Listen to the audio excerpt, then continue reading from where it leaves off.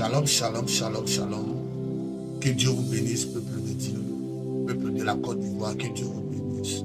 Que la faveur de Dieu soit avec vous, que la fidélité de Dieu soit avec vous. Je veux apprécier le Seigneur pour tous ceux qui vont tomber sur cette vidéo.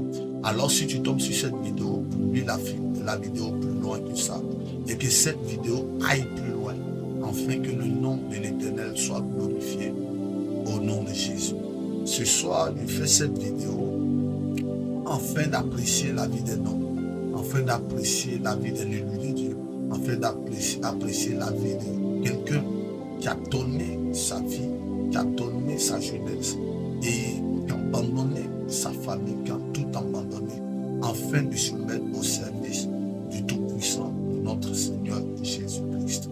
Et aujourd'hui, par la grâce que le Seigneur me fait de pouvoir parler de cet homme, et cet homme, aujourd'hui, nous pouvons comprendre que sa vie est un jeu. C'est un homme de Dieu. Un homme de Dieu authentique. Un homme de Dieu. Un homme que Dieu a oint puissamment. Un homme que Dieu a oint pour cette génération. Et plusieurs prophètes se reconnaissent en lui.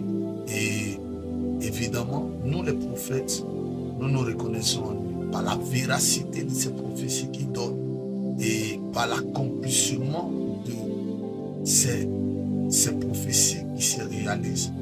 Et aujourd'hui, si nous voulons parler d'un prophète, aujourd'hui, on parle de ce prophète, on commence à le vilipender, on commence à le traiter de tous les noms, parce que ce prophète a donné sa vie, a dit à Dieu que tu peux m'envoyer.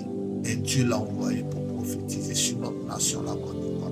Je veux parler textuellement du prophète Elipada. Elipada qui a donné aujourd'hui sa jeunesse, qui a tout abandonné, qui a abandonné ses enfants, qui a abandonné son épouse, qui a abandonné son église, qui a abandonné son assemblée, même ses parents, afin aujourd'hui de se mettre au service de Dieu. Il a tout donné. Aujourd'hui, il est la sémence que Dieu a mis en terre, afin que plusieurs prophètes naissent, afin que plusieurs prophètes naissent dans la vérité. Je veux bénir le Seigneur pour la vie de cet homme de Dieu, au nom de Jésus-Christ de Nazareth.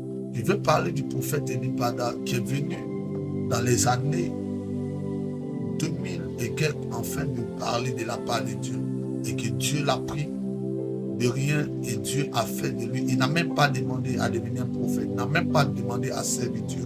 Et un jour, Dieu le prend et il fait de lui son roi.